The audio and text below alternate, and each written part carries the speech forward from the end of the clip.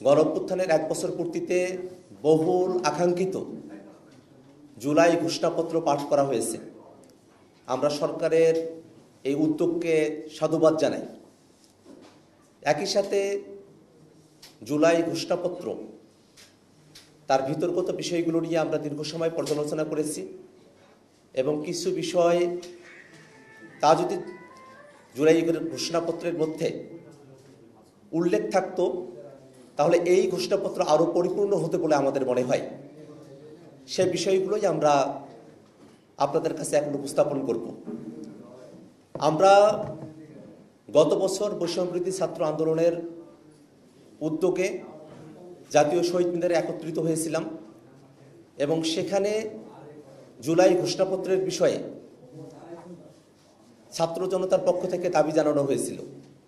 সরকার সময় চেয়েছিলেন, একটা দীর্ঘ সময় অতিবাহিত হওয়ার পরেও দীর্ঘদিন আমাদেরকে অপেক্ষা করতে হয়েছে।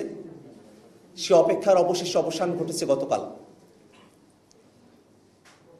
আমরা জুলাইয়ের যে ঘোষণাপত্র পেয়েছি তাতে জুলাইয়ের সকল শহীদদের জাতীয় বীর হিসেবে স্বীকৃতি প্রদান করা হয়েছে। জুলাইয়ের সকল আন্দোলনকারী, শহীদ পরিবার, আহত সকলকে আইনি সুরক্ষা দেওয়ার কথা প্রতিশ্রুতি ব্যক্ত করা হয়েছে।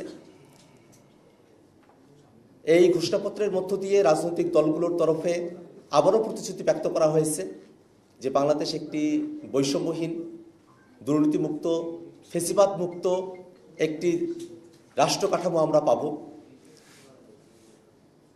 এবং একই সাথে এই ঘোষণাপত্রের আরও পরিপূর্ণতার জন্য আমরা দীর্ঘ সময় ধরে সরকারের কাছে যে দাবিগুলো জানিয়ে এসেছিলাম তার কিছু বিষয় এখানে অনুপস্থিত থেকে গেছে। আমরা যদি একেবারে শুরুর সময়টাতে খেয়াল করি,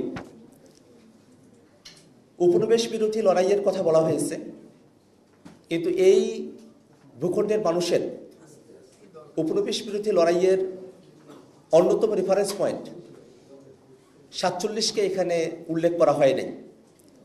আমরা মনে করি যে বাংলাদেশের এই ভূখণ্ডের এবং একটা সার্বভৌম রাষ্ট্র পাওয়ার পেছনে 47, 71 এবং আমাদের 24-এর যে আন্দোলন তার সকল কিছুর একটি সম্মিলন এই ঘোষণাপত্রকে আরও সমৃদ্ধ করতে পারত। এই ঘোষণাপত্রে শহীদের সংখ্যার ব্যাপারে প্রায় 1000 শব্দবন্ধ ব্যবহার করা হয়েছে, অথচ জাতিসংঘের রিপোর্টে 1400 জন মানুষ এই অভ্যুত্থানের সময়কালে শহীদ হয়েছেন। এই পরিসংখ্যান আমাদের সকলের জানা। সেক্ষেত্রে গত 1 বছর ধরে সরকার যে শহীদদের প্রকৃত সংখ্যা নির্ণয় করতে ব্যর্থ হয়েছে, আহতদের প্রকৃত সংখ্যা নির্ণয় করতে ব্যর্থ হয়েছে, তার একটা ছাপ আমরা এই ঘোষণাপত্রের মধ্যে দেখতে পেলাম। এই ঘোষণাপত্রে গত 16 বছর ধরে বাংলাদেশের মানুষেরা যে আন্দোলন সংগ্রামগুলোতে অবতীর্ণ হয়েছেন, বিশেষত আমাদের 16 বছরের এই জার্নিতে রাষ্ট্রীয় গুরুত্বপূর্ণ যে বিষয়গুলো জাতির কাছে আমাদের কাছে মনে হয়েছে তার অনেকগুলো বিষয় এখানে অনুপস্থিত থেকে গেছে। পিলখানা হত্যাকাণ্ড, শাপলা গণহত্যা, জুডিশিয়াল কিলিং, ভ্যাট বিরোধী আন্দোলন, 2018 সালের কোটা সংস্কার আন্দোলন এবং নিরাপদ সড়ক আন্দোলন, আবরার ফাহাদের হত্যার বিরুদ্ধে আগ্রাসন বিরোধী আন্দোলন, মোদী বিরোধী আন্দোলনের কথা এই ঘোষণাপত্রে উল্লেখ থাকলে ঘোষণাপত্র পরিপূর্ণ হতে পারত।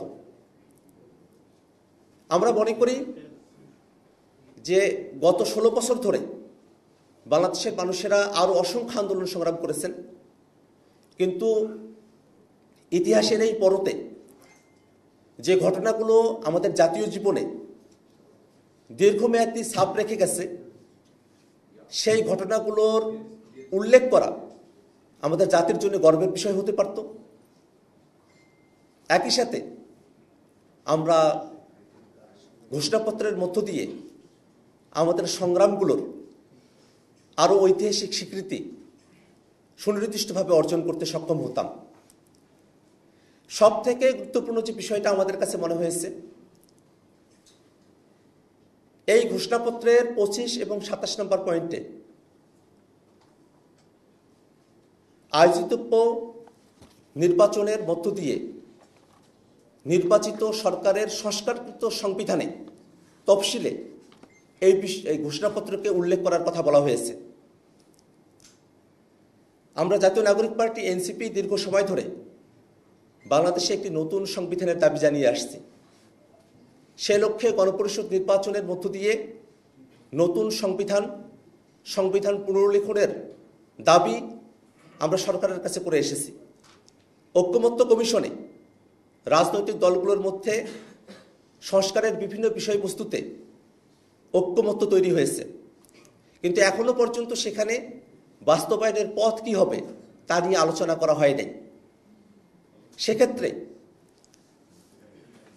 যখন এই ঘোষণাপত্রকে পরবর্তী সংস্কারকৃত সংবিধানের উপর ছেড়ে দেওয়া হয়, স্বভাবতই আমরা যে নতুন সংবিধানের দাবি জানিয়েছি, গণপরিষদের কথা বলেছি, সংবিধানে অন্তর্ভুক্তির কথা বলেছি, সেই প্রক্রিয়াকে পাশ কাটিয়ে যাওয়া হয়। আমরা এখনো দাবি জানাই যে বাংলাদেশে যে নতুন রাজনৈতিক জনগোষ্ঠীর আবির্ভাব ঘটেছে, তাদের অভিপ্রায়কে ধারণ করতে একটি নতুন সংবিধানই আমাদের জন্য সমাধান, এবং সেই নতুন সংবিধানে প্রস্তাবনার মধ্যেই জুলাইয়ের ঘোষণাপত্রকে অন্তর্ভুক্ত করার দাবি আমরা জানাই।